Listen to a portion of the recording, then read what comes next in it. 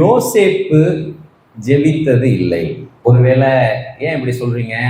தலைப்பை சரியா சொல்லணும்னா யோசேப்பு ஜெபம் பண்ணினான் அப்படி தானே சொல்லணும். கிடையாது. தலைப்பு என்னன்னு கேட்டீங்கன்னா யோசேப்பு ஜெபித்ததில்லை. வேதாமத்தினுடைய எல்லா கேரக்டரையும் நீங்க வாசிச்சீங்கன்னா ஆபிரகாம் ஜெபித்தார், ஆசீர்வதிக்கப்பட்டார் அப்படின்னு இருக்கும். ஈசாக்கும் ஜெபம் பண்ணினார், ஆசீர்வதிக்கப்பட்டார் அப்படின்னு இருக்கும்.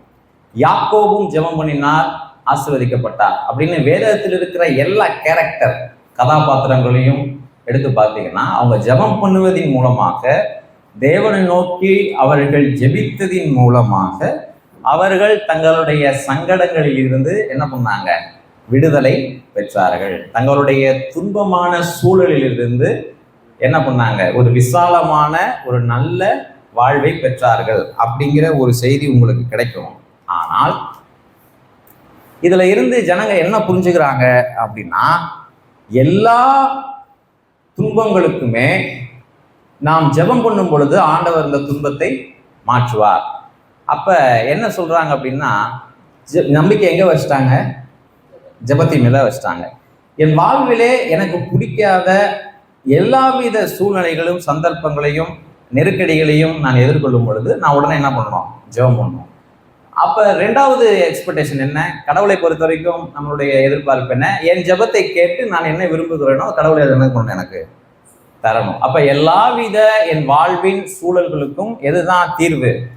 ஜெபம். இதை ஜனங்க என்ன பண்றாங்க? ஆன்மீகமாக நினைக்கிறாங்க. அதை சீர்தூக்கி பார்க்கும்படிதான் இன்றைக்கு நம்ம யோசேப்பை குறித்து நம்ம என்ன பண்ண போறோம்? சிந்திக்க போகிறோம். ஒரே பாயிண்ட் தான், யோசேப்பு ஒரு நாளும் ஜெபம் பண்ணினதில்லை. நீங்கள் வேத வசனத்திலே யோசேப்பை குறித்து நீங்கள் வாசித்தீர்கள் என்று சொன்னால், யோசேப்பினுடைய வாழ்வு இன்றைக்கு நம்முடைய வாழ்வையோடு பொருந்தி போகத்தக்கதாக எல்லா விதத்திலும் அவர் துன்பப்பட்டிருப்பார். ஆனால் ஒரே ஒரு முறை கூட அவர் என்ன பண்ணது கிடையாது? ஜெபம் பண்ணது கிடையாது. அப்படின்னு ஜெபம் பண்ணினார் அப்படின்னு வேதத்திலே பதிவுகள் இல்லை. அப்படி இருந்தும் ஒரு வெற்றிகரமான, துன்பமற்ற அல்ல, வெற்றிகரமான ஒரு கிறிஸ்தவ வாழ்வை யோசேப்பு என்ன பண்ணாரு? வாழ்ந்தார். அதற்கு ஒரு ரீசன் இருக்கு. அதை என்ன பண்ண போறோம்? கண்டுபிடிக்க போறோம்.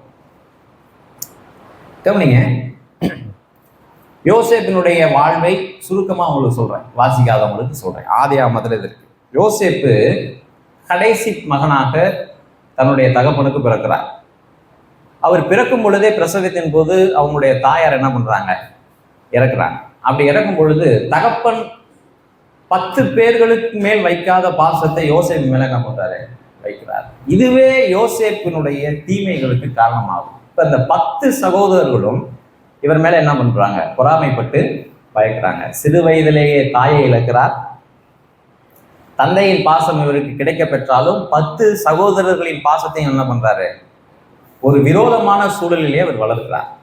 வளரும் போது என்ன ஆகுதுன்னு கேட்டீங்கன்னா, இப்ப வாழ்க்கையில தேவனால் ஒரு தரிசனத்தை பெறுகிறார். தேவனால் ஒரு தரிசனத்தை, வேதாகமம் புகுக்கப்படாத காலம் அது. அதனால தேவன் என்ன பண்றார்? தரிசனத்துல பேசுறார். என்ன பேசுறாரு அப்படின்னா, உன்னுடைய தகப்பன், உன்னுடைய சகோதரர்கள் இவர்களை காட்டிலும் நீ என்னால் பயன்படுத்தப்படுவாய், உன்னை கொண்டு ஒரு பெரிய தேவ திட்டம் இருக்கு அப்படின்னு சொல்றாங்க. இதை போய் என்ன பண்றாரு? அப்பா சந்தோஷப்படுவாரு, அண்ணங்க சந்தோஷப்படுவாங்கன்னு சொல்லும் பொழுது அது இன்னும் அவர் என்ன பண்றாங்க? பகைக்கிறாங்க. பகைக்கும் பொழுது ஒரு சந்தர்ப்பத்திலே இவரை அடித்து என்ன பண்றாங்க? ஒரு குழியில போடுறாங்க. யாரு? சொந்த சகோதரர். இப்ப யோசேப்பினுடைய மனநிலை என்னவாக இருக்கும்? உங்களுடைய மனநிலை, என்னுடைய மனநிலை என்னவா? ஒருவேளை இந்த குழியில விழுந்துட்டோம், அடிச்சு என்ன போட்டாங்க, இன்னும் கொஞ்ச நேரத்துல இறந்துடுவேன், கொஞ்ச நேரத்துல என்ன இறந்துடுவேன். அப்ப இந்த குழியிலிருந்து நான் ஜெபித்தேன் என்று சொன்னால் என்னை ரட்சிக்க யாரு வருவா? தேவன் வருவார். ஆனா யோசேப்பு குழியில் ஜெபிக்கவில்லை. அப்ப அங்க என்ன பண்றாங்கன்னா, 10 பேர் அண்ணன்ல இன்னொருத்தன் யோசனை சொல்றான், அப்பா இது பெரிய பாவம், அப்படி சொன்னாலும் விட மாட்டாங்க. அப்ப இவன் என்ன பண்ணான்? அதை வேற மாதிரி சொல்றான், இவனை கொன்னுட்டான், நம்மளுக்கு என்ன லாபம் இருக்கு? அன்னைக்கு அடிமை வியாபாரம் இருந்தது, அதனால இவனை யார்கிட்டயும் வித்துருவோம் அப்படின்னு சொல்லி என்ன பண்ணிட்டாங்க? வர்த்தகர், எகிப்துக்கு போன பிஸ்னஸ் மேன்கிட்ட, வர்த்தகம் செய்கிறவங்கள்ட்ட இவன் என்ன பண்ணாங்க? வியாபாரம் செய்யறத வித்துறாங்க. இப்போ அங்க போகும் பொழுது அந்நிய தேசம், அங்க எங்க போறான்? அந்நிய தேசம். இவனுக்கு ஹியூமன் ரைட்ஸ், மனித உரிமைகளே கிடையாது. சாப்பாடு போடுவாங்க, விலங்குகளை கூட என்ன பண்ணுவாங்க? ட்ரீட் பண்ணாங்க. அந்த கடினமான சூழல். மேல் சட்டை கிடையாது, மேல் சட்டை கூட கொடுக்க மாட்டாங்க. விலங்குகளை கூட என்ன பண்ணுவாங்க? ட்ரீட் பண்ணுவாங்க. அந்த நெருக்கடியான சூழ்நிலையிலும் எவ்வளோ செல்லமாக நான் வளர்ந்தேன், யோசேப்பு ஜெபிக்கவில்லை அப்படின்னு வேதத்தில் என்ன கிடையாது. ஜெபித்தான்னு வேதத்தில் என்ன கிடையாது, பதிவு இல்லை. மூன்றாவதாக ஒரு சந்தர்ப்பம் ஏற்படுகிறது. இவனுக்குள்ள ஏதோ ஒரு ஸ்பெஷல் இருக்கு, இவனுடைய கடவுள் இவனோடு கூட இருக்கிறார், ரொம்ப சாமர்த்தியம் நடந்துக்கிறான், நேர்மையாக நடந்துக்கிறான் அப்படின்னு சொல்லி ஒரு பெரிய அரசு அதிகாரி என்ன பண்றான்னு கேட்டீங்கன்னா, அவனை எல்லாவற்றிற்கும் என்ன பண்றான், அதிகாரியாக என்ன பண்றான், மாற்றுகிறான். ஒருவேளை தெரியாதவங்களுக்காக சொல்றேன், உங்களுக்கு எப்படி இருக்குன்னு தெரியல.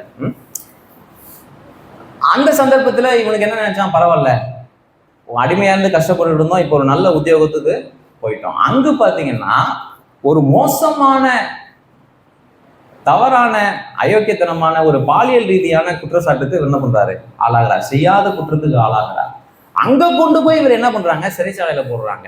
அங்கேயும் யோசேப்பு ஜெபித்தான் அப்படின்னு வேத பதிவுகள் இல்லை. இவன் எங்க போயிருக்கான், செய்யாத குற்றத்துக்காக எங்க இருக்கான், சிறைச்சாலையில. அங்க பாத்தீங்கன்னா இவன் யாரை நம்பினானோ அந்த நண்பர்களும் என்ன பண்றாங்க, உன்னை வெளியில கொண்டு வருவேன்பா அப்படின்னு வாக்கு பண்ணி போன நண்பர்களும் என்ன பண்றாங்க, கைவிடுகிறார்கள். கண்டிப்பா நான் என்ன பண்ணிடுறேன், நான் பார்த்துக்கிறேன். அப்படி வாக்குறுதி கொடுத்து நீங்கள் ஏமாற்றம் அடைந்திருக்கலாம், அல்லது சொந்த சகோதரர்களால் நீங்க என்ன பண்ணலாம், ஏமாற்றப்பட்டு இருக்கலாம், அல்லது வெளிநாட்டுக்கு போய் உங்களுக்கு ஒரு கசப்பான அனுபவம் அங்க இருக்கலாம், அல்லது தவறான குற்றச்சாட்டுகள் வேலையில உங்க மேல என்ன பண்ணலாம், வைக்கப்படலாம், அல்லது ஆண்டவரை ஏற்றுக்கொண்டால் நம்ம வாழ்க்கை மாறினாங்களே ஆனா ரொம்ப ஒரு மாறியில போயிட்டு இருக்கு அப்படிங்கிற எண்ணங்கள்லாம் உங்களுக்குள்ள வரலாம். யோசேப்புடைய வாழ்க்கையிலிருந்து கற்றுக்கொள்றது என்னன்னா, யோசேப்பு ஒரு நாளும் என்ன பண்ணல, ஜெபித்தது இல்லை. ஏன் அப்படி பண்ணல, அவனுக்கு ஒரு உண்மை அவன் வாழ்க்கையில நல்லா தெரியும், தேவன் என் வாழ்வை அவருடைய திட்டத்திற்கென்று பயன்படுத்துவேன். ஒரு பெரிய விஷயத்தை எகிப்துல என்ன பண்ண போறேன், செய்ய போறேன். இந்த பூமியிலே நான் நினைத்த ஒரு காரியத்தை உன்னை கொண்டுதான் என்ன பண்ண போறேன், செய்ய. இதுல சின்ன வயதிலிருந்தே ஆணித்தனமான ஒரு நம்பிக்கை யாருக்கு இருந்துச்சு, யோசேப்புக்கு இருந்துச்சு. ஆதியாகமத்தின் புத்தகம் 40வது அதிகாரம் 8வது வசனம் வாசிங்க. அதற்கு அவர்கள் சொப்பனம் கண்டோம், அதற்கு அர்த்தம் சொல்லுகிறவன் ஒருவனும் இல்லை என்றார்கள். அதற்கு யோசேப்பு,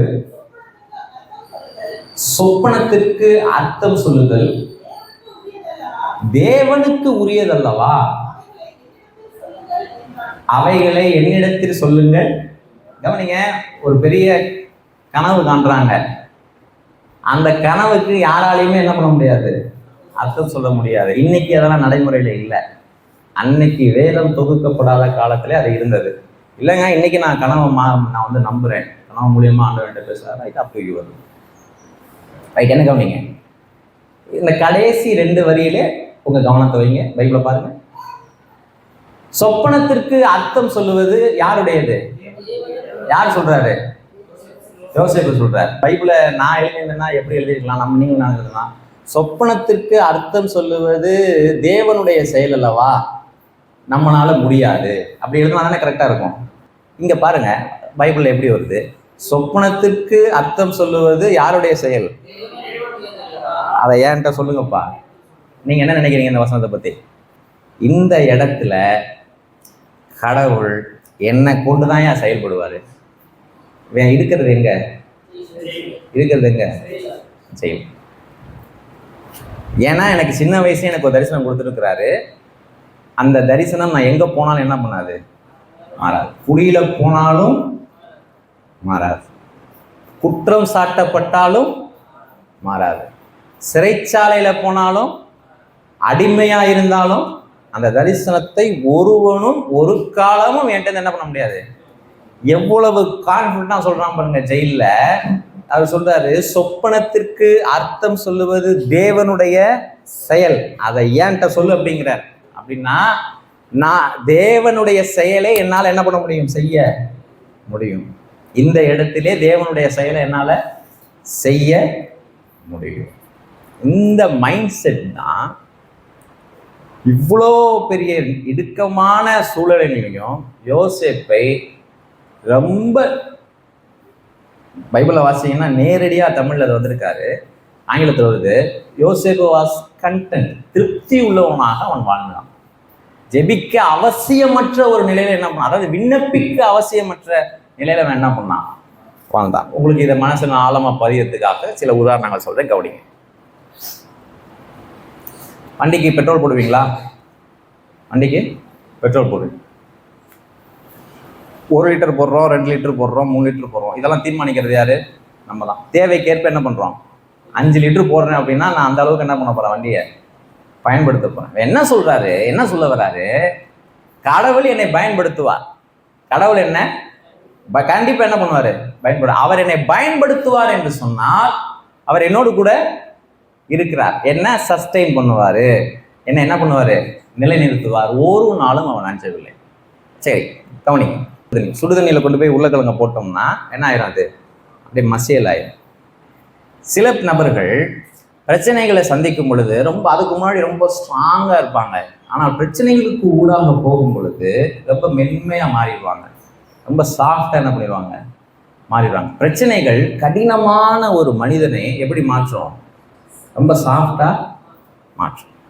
நீங்க கவனிச்சிருக்கலாம், சமுதாயத்துல மனைவி இருந்த பிற்பாடு ரொம்ப கோபக்காரராய், ரொம்ப எதுக்கெடுத்தாலும் எடுத்திருந்து பேசுகிறவராய், கடினமான மனநிலையை உள்ளவங்க மனைவி இறந்ததுக்கு அப்புறம் எப்படி மாறிடுவாங்க? ரொம்ப சாஃப்டா என்ன பண்ணிடுவாங்க, மாறிடுவாங்க. ஏன்னா ஒரு ஆழமான துக்கத்துக்குள்ள அவங்க என்ன பண்ணிடுறாங்க, போயிடுவாங்க. அதே மாதிரி பிரச்சனைகள் ரொம்ப கடினமான மனிதனை எப்படி மாத்திரும்? ரொம்ப சாஃப்டா மாத்திரும். இது ஒரு விதமான அனுபவம். சரி, இப்ப அதே கொதிக்கிற தண்ணியில முட்டையை கொண்டு போய் போட்டீங்கன்னா என்ன ஆகும்? முட்டை வெந்துடும் அப்படிங்காதீங்க. முட்டை வெந்து என்ன ஆயிரும்? கெட்டி ஆயிரும். லேசா இடிச்சாம உடஞ்சி என்ன ஆயிரும்? அழிஞ்சு போற அந்த ரொம்ப சாஃப்டான முட்டை, அதை கொண்டு போய் எங்க போடணும்? சுடுதண்ணியில போட்டோம்னா என்ன ஆயிரும்? ரொம்ப ஹார்டாயிரும். இப்போ சுடுதண்ணிங்கிறது தான் என்னது? பிரச்சனைகள், நாம் சந்திக்கிற நெருக்கடிகள், நாம் சந்திக்கிற வாழ்வின் எல்லா விதமான சங்கடங்கள். நீங்க சில பேர் ரொம்ப சாஃப்டா இருப்பாங்க, சில பேர் என்ன பண்ணுவாங்க, ரொம்ப சாஃப்டா இருப்பாங்க. அவங்க பார்த்தீங்கன்னா தங்கள் நம்பினவர்களை இழக்க கொடுக்கும் பொழுது பார்த்தீங்கன்னா இந்த சூழ்நிலைகளும் வாழ்வின் நெருக்கடிகளும் அவங்களை இருக்க உள்ளவர்களாய் மாற்றும். எப்படி அவங்களை இருக்க போக செய்யும். உதாரணமா சொல்றேன் கேளுங்க. நான் ரொம்ப மென்மையானவனா இருக்கேன், எல்லாத்துக்கும் உதவி செய்கிறேன், உதவி செய்து தொடர்ந்து ஏமாற்றப்படுறேன். கடைசியில் ஒரு பாயிண்ட்டுக்கு வருவேன். என்ன பாயிண்ட் வருவேன்? தலைகீழ நின்று கண்ணீர் வெடிச்சு காலை உண்டாலும் நம்ம என்ன பண்ணக்கூடாது, உதவி செய்ய கூடாது. அப்படிங்கிற ஒரு இடத்துக்கு ஒருவேளை ஜனங்க வராங்க இல்லையா? ரொம்ப மென்மையானவர்கள் தொடர்ச்சியாக ஏமாற்றப்பட்டாங்கன்னா அவங்களுடைய கேரக்டர்ல என்ன மாற்றம் உண்டாகும்? ரொம்ப கடினமா என்ன பண்ணிடுவாங்க, மாறிடுவாங்க. அல்லது கடினமான நபர்கள் தொடர்ந்து சிக்கல்களின் நடுவிலும் நெருக்கடிகள் நடுவிலும் பயணிச்சுக்கிட்டே இருந்தாங்கன்னா ரொம்ப கடினமா இருக்கிறவங்க சில சமயம் என்ன ஆயிடுவாங்க, சாஃப்ட் ஆயிடுவாங்க. கொஞ்சம் மெதுவா பேசுறாருங்க, உடம்பு சரியா போனதுக்கு அப்புறம் கொஞ்சம் எப்படி நடந்துக்கிறாரு, கொஞ்சம் ரொம்ப நல்லா நடந்துக்கிறாரு, அந்த மாதிரி போவாங்க. சரி, இதெல்லாம் உலகத்துல நடக்கிறது, இது இயல்பா நடக்கிறது. மனிதனுடைய கேரக்டர்ல நெருக்கடிகள் உண்டு பண்ணுகிற வித்தியாசமான மாற்றங்கள். சுடுதண்ணி ஒண்ணுதான், ஆனா உருளைக்கிழங்கு எப்படி மாத்திரும்? சாப்பிட்டா மாதிரி. முட்டை என்னவா மாத்திரும்? ஆடா மாத்திரும். இப்ப இது ரெண்டு ஆன்மீகமானா கிடையாது. இப்ப கொஞ்சம் சாஃப்ட் ஆயிட்டாருங்க, முன்ன மாதிரி இல்லை, அது ஆன்மீகமா கிடையாது. கவனி. மூன்றாவது, காஃபி கொட்டை. ஒருவேளை நம்ம காஃபி பொடி தான் நம்ம ஜாஸ்தி யூஸ் பண்ணுவோம், ஆனால் காஃபி கொட்டை இருக்கு, அதை தூக்கி சுடுதண்ணியில் போட்டிங்கன்னா என்ன ஆகும்? சுடுதண்ணியை காஃபியாக மாற்றிடும். மூன்றாவது கேட்டகரி தான், இதுதான் ஆன்மீகம். பிரச்சனையுடைய கலரையே மாற்றுறது. பிரச்சனைகள் என்னுடைய கேரக்டர் என்ன பண்ணல, மாற்றல. ஆனால் பிரச்சனைகளை நான் சந்திக்கும் போது பிரச்சனைகளுடைய கலரையே என்ன பண்றது, மாற்றுறது. இப்போ மறுபடியும் வேதவசனத்துக்கு போவோம். இப்போ நல்லா புரியும். தீமையை தேவன் எப்படி மாத்துறார்? நன்மையாக. அது எப்படி மாத்துறாரு? நன்மையை மாத்துறாரு. அப்படின்னா தீமையை, சகல விதமான தீமையை நன்மைக்கு ஏதுவாக மாற்றுகிறார். அப்ப ஒரு கிறிஸ்தவன் நெருக்கடிக்குள்ள போகும் பொழுது பிரச்சனை மாறணும் அப்படின்னு நம்ம நினைக்கிறது குறைஞ்சபட்ச மனநிலையை அதுல இருந்து வெளியே வரணும். யோசேப்பு என்ன நினைக்கல, ஒவ்வொரு நெருக்கடிக்குள்ள போகும் பொழுது இந்த நெருக்கடி மாறணும் அப்படின்னு நினைக்கல. அந்த நெருக்கடிகள் யோசேப்பினுடைய கேரக்டர்லையும் எந்த விதமான பாதிப்பு என்ன பண்ணல, கொண்டு வரல. மூன்றாவதாக என்ன நடந்துச்சுன்னா, அந்த பிரச்சனையுடைய கலரையே மாத்தினான். கவனிங்க, இப்ப யோசேப்பு குழியில் போனதுக்கும் யோசேப்பு சகோதரர்களால் கைவிடப்பட்டதற்கும் காரணம் என்ன? ஆதியாகமத்தின் புத்தகம் 37வது அதிகாரம் 19-20. யார் அந்த 10 சகோதரர்களும் யோசேப்பை குழியில போடுறதுக்கு முன்னாடி அந்த 10 சகோதரர்களும் பேசின வார்த்தைகள் இது. ஒருவரை ஒருவர் நோக்கி, இதோ சொப்பனக்காரன் வருகிறான். யார சொல்றாரு? யோசேப்பை சொல்றாரு. நம்ம என்ன செய்வோம், இவனை கொன்னு என்ன பண்ணுவோம், குழியில போட்டுட்டு அப்பா கிட்ட என்ன கதை சொல்லிடுவோம், இவனை வந்து சிங்கம்புலி அடிச்சிருச்சுன்னு என்ன பண்ணிடுவான். கரெக்டா சொல்லுங்க, யோசேப்பு குழியில போறதுக்கு என்ன காரணம்? யோசேப்பு உயர்த்தப்பட்டதுக்கு காரணம் என்ன?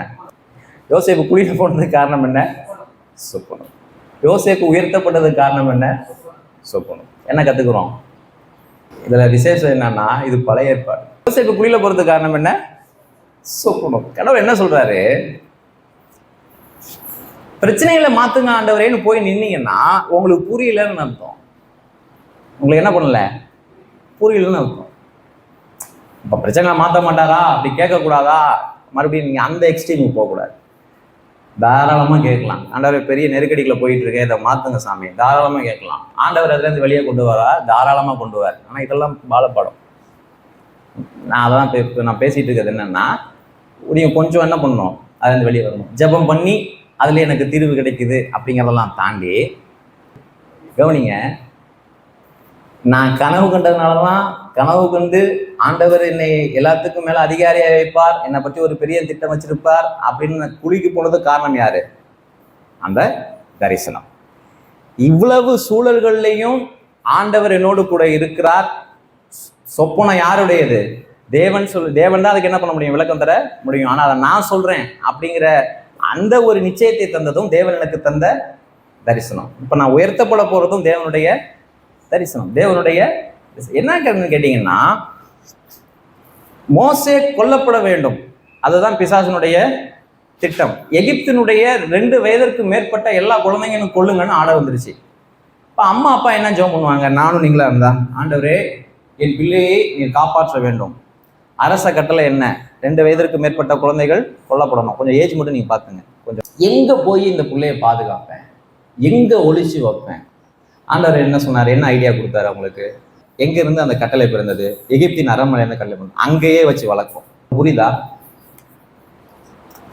நம்ம என்ன ஆண்டவரே இந்த சட்டத்தை மாற்றுங்க நிறைய பேர் என்ன பண்ணுவாங்க, ஜெபம் பண்ணுவாங்க. அது ஏன்னு கேட்டீங்கன்னா, ரைட் மாத்துவார். அப்படி என்ன பண்ணுவாரு, மாத்துவார். நீங்க கடவுள் எப்படி செயல்படுறாரு அந்த பேட்டர்னை படிச்சுக்கிட்டே வாங்க. பேட்டர்ன், கடவுள் செயல்படுகிற விதம், அந்த பேட்டர்னை படிச்சுட்டே வந்தீங்கன்னா, இதுதான் உனக்கு பிரச்சனையா, அதை வச்சுதான் உனக்கு உயர்த்த போற. இதை புரிஞ்சுக்காதனால தான் ஜனங்க என்ன பண்றாங்க, வேலையில ரொம்ப பிரச்சனைங்க, மேனேஜருடைய டிரான்ஸ்ஃபருக்காக ஜெபம் பண்ணீங்க, கண்டிப்பா ஜெபம் பண்ணணும். டிரான்ஸ்ஃபர் ஆகி போனாலும் சந்தோஷம் தான், தேவன் அப்படியும் செய்ய முடியும். மேனேஜருக்கு யார் ஆண்டவர் பற்றி சொல்றது? மேனேஜர் எப்படி ரசிக்கப்படுவாரு, மேனேஜர் எப்படி கடவுளை இறந்துக்குவாரு? அந்த எண்ணம் உங்களுக்கு இல்லை. ஏன்னா இவங்க தேவ திட்டத்துல இருக்கிறதாக இவங்களுக்கு என்ன கிடையாது, புரிதல் இல்லை, அல்லது இல்லாம கூட போகலாம். ரட்சிக்கப்பட்ட ஒவ்வொரு மனிதனும் தேவனுடைய திட்டத்துல இருக்கலாம். கடவுளுடைய பிளான்ல ரட்சிக்கப்பட்ட ஒவ்வொரு மனிதனும் தேவனுடைய திட்டத்துல இருக்கலாம். நீங்க யூஸ் பண்ற வண்டிக்கு பெட்ரோல் போடுவீங்கல்ல, அப்படி நான் தேவ திட்டத்திலே நான் பங்குள்ளவனா இருந்தேன்னா கண்டிப்பா ஆண்டவர் என்ன பண்ணுவாரு, என்ன சஸ்டெயின் பண்ணுவார். பவுலுக்கு புதிய ஏற்பாடு வருவோம். பவுல் ஏகப்பட்ட விதமான நெருக்கடிகளை என்ன பண்றாரு, சந்திக்கிறார். அப்ப ஆண்டவர் சொல்றாரு பயப்படாதப்பா, ராஜாவுக்கு நீ சுவிசேஷம் என்ன பண்ணணும், சொல்லணும். உன்னை கொண்டு போய் நிறுத்துறேன் பாரு, யாருக்கு சொல்லணும்? பவுல் வெயிட் பண்ணிட்டே இருக்கிறார். ராஜா உங்களை பார்த்து ஒரு பிரசங்கம் பண்ணணும், கொஞ்சம் டைம் ஒதுங்கன்னா ஒதுக்குவாங்களா? சொல்லுங்க. ஒரு சின்ன சாட்சி சொல்லணும், நான் எப்படி ரட்சிக்கப்பட்டேன்னு சொல்லணும், ஒரு சின்ன சாட்சி சொல்லணும், கொஞ்சம் எனக்கு டைம் ஒதுக்குங்க. ஒத்துக்க மாட்டாங்க. அப்படி கிளைம் பண்ண முடியுமா? ராஜாவுடைய புரோட்டோகால் அப்படி தாண்டி போக முடியுமா? முடியாது. இப்ப பவுல் மேல போலியான குற்றச்சாட்டுகள் வைக்கப்படுது. பவுல் அங்க எந்த விதமான ஜபங்களும் என்ன பண்ணல, ஏறெடுக்கல. ஆண்டவரே இப்படி போலியான என்ன பண்றாங்க, குற்றச்சாட்டை வச்சு கைது பண்ணிட்டாங்களே, ஆண்டவரே என்னை விடுவிக்க மாட்டீரா? நீர் அந்த கவர்னருடைய இருதயத்திலே பேச மாட்டீரா? எனக்கு விரோதமாய் பொய் சாட்சிகளுடைய இருதயத்தை மாற்ற மாட்டீங்களா? அப்படிலாம் ஜெபம் இல்லை. ஏன்னா பவுல் அந்த சுச்சுவேஷனுக்காக வெயிட் பண்ணிட்டு இருந்தார். எத்தனை பேர் விளங்குறவங்க கரங்களை உயர்த்துங்க. அந்த சுச்சுவேஷனுக்காக தான் போயிட்டு வெயிட் பண்றாரு. ராயனை பார்க்க உனக்கு உத்தரவாகிறது அப்படின்னு வந்தா இவனுக்கு என்ன ஞாபகம் வந்துருச்சு, இங்க கொண்டு போய் நிறுத்துவேன்னு ஆண்டவர் என்ன பண்ணாரு, சொன்னாரு. சொல்றாரு, ராயன் முன்னாடி நிறுத்தின உடனே உனக்கென்று பேச உனக்கு உத்தரவாகிறது. யாரு சொல்றது? ராயன் சொல்றாரு. ஐயா சாமி என்ன எப்படி கூப்பிட்டு வந்துட்டாங்கம்மா, என்ன அடிச்சு உதைச்சு என்ன பண்ணாங்க, போய் பேசிவிட்டு கூப்பிட்டு வந்தாங்க. எப்படியா என்ன பண்ண எப்படி ரட்சிக்கப்பட்டேன், ஏசு கிறிஸ்துனா யாரு, எதுக்காக நிக்கிறேன், காஸ்பல் அடிச்சார். ஏன்னா இவருக்கு நல்லா தெரியும் இவர் மேல என்ன இருக்கு, தேவனுடைய திட்டம் இருக்கு. வேதம் எங்கிலும் நீங்க இந்த பேட்டர்னை பார்க்கலாம்.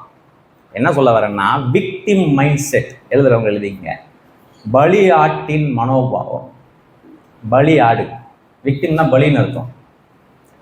இந்த மனோபாவம் உள்ளவர்கள் என்ன பண்ணுவாங்கன்னு கேட்டீங்கன்னா, பிரச்சனை நடுவில் எப்படி சிந்திப்பாங்கன்னு சொல்றேன் பாருங்க.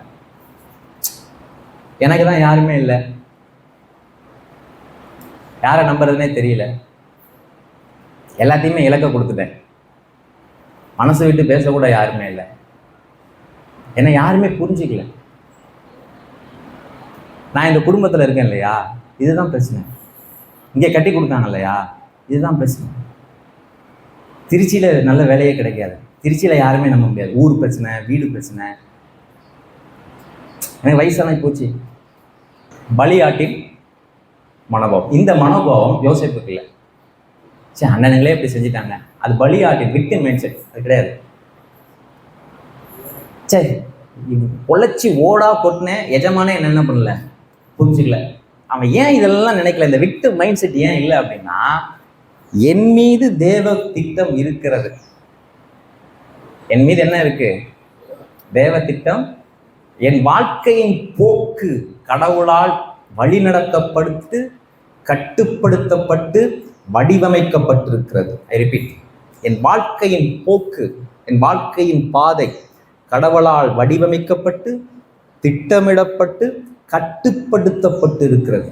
அப்ப இது தேவ திட்டத்தின்படி நான் போய்கிட்டு இருக்கேன். குழியில போனாலும், ஜெயிலுக்கு போனாலும், அடிமையா போனாலும், விற்கப்பட்டாலும், இந்த பாதை எங்க போய் முடிய போகுது, எகிப்தின் பிரதம மந்திரி ஆக போறாங்கிற அவன் குழிய விழுவும் போதே அவனுக்கு தெரியும். சரி தலைப்புக்கு வருவோம். யோசேப்பு ஜெபித்தது இல்லை. காரணம் என்ன, தேவ திட்டத்துல.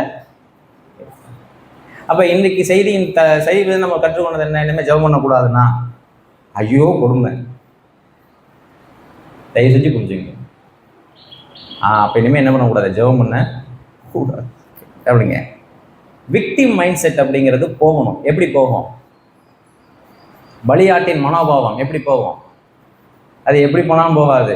அதுக்கு ரட்சிக்கப்பட்டு கடவுள் என்னோடு கூட இருக்கிறார், இந்த வாழ்வை அவருக்காக வாழ்ந்து கொண்டல்ல, அவரோடு கூட இணைந்து வாழ்ந்து கொண்டு இருக்கிறேன் அப்படிங்கும் பொழுது என் வாழ்க்கை குறித்த நிச்சயம் எனக்கு இருக்கும், என் வாழ்க்கை குறித்த நிச்சயம் இருக்கும். அதனாலதான் காஃபி கொட்டை போட்டோம்னா கொதிக்கிற தண்ணி எவ்வளவு கொதிக்குதோ அந்த அளவுக்கு ஸ்ட்ராங்கா என்ன மாத்திரும், ஸ்ட்ராங்கான காஃபியா மாத்திரும். அப்ப 40 வருஷம் ரொம்ப ரொம்ப அழகா வாழ்ந்தார் மோசே. எங்க வாழ்ந்தாரு, எகிப்தின் அரண்மனையில. அதோட பாதுகாப்பான இடம் இருக்கா, இல்ல. கணக்கு கையே இப்படி நீட்டினா செங்கல் புழைக்கும், இப்படின்னா செங்கடல் மூடிக்கும். 40 வருஷம் கழிச்சு மொத்த எகிப்தையும் அழிக்க போறவனை எங்கேயோ வச்சு வளர்க்குறாங்க. 40 வருஷம் கழிச்சு மொத்த எகிப்தையுமே என்ன பண்ண போறான், காலி பண்ண போறான். அவனுக்கு ஸ்பான்சர் யாரு, எகிப்து தான். எகிப்தின் அரச கஜானா தான் யாருக்கு ஸ்பான்சர் பண்றாங்க, எகிப்து அழிக்கிறவனுக்கு என்ன பண்ணிட்டு இருக்காங்க, ஸ்பான்சர். இந்த பேத முழுசும் பார்த்தீங்கன்னா இந்த பேட்டர்ன் இருக்கும். வேற மனுஷன் சுவிசேஷம் நீ சொல்லவே கூடாது, உன்னை பிடிச்சி ஜெயிலில் போடுறேன் பாரு. கடைசியில் வசனம் சொல்லுது, அரண்மனையில் இருக்கிற எல்லாரும் ஆண்டவரை ஏற்றுக்கிட்டாங்களாம். எங்க சிறைச்சாலையில் இருந்தாலும் சிறைச்சாலையில் யாரும் ஏற்றுக்கிட்டாங்களாம்? அரண்மனை எடுத்தாங்களாம். ஏன்பா உன்னை ஜெயிலில் போட்டிருக்கேன்னு சொன்னா இவன் கடை கடன்னு சுவிசேஷம் சொல்லிடுவான். இதெல்லாம் சொன்னேங்க, அதனால தான் என்ன ஜெயிலில் போட்டாங்க. அதை கேட்குறவன் என்ன பண்ணுறான்? வெற்றிக்க போடுறான். நான் சொல்ல விளங்குதா? நீங்க எங்க போனாலும் சுவிசேஷம் உங்கள் மூலமாக என்ன பண்ணணும்? நான் நீங்க சொல்லதான் எனக்கு புரியலங்க, அதனால தான் சொல்றேன். சீசர்களுக்கான போதனை. ரைட், இதோட க்ளோஸ் பண்ணுவோம்.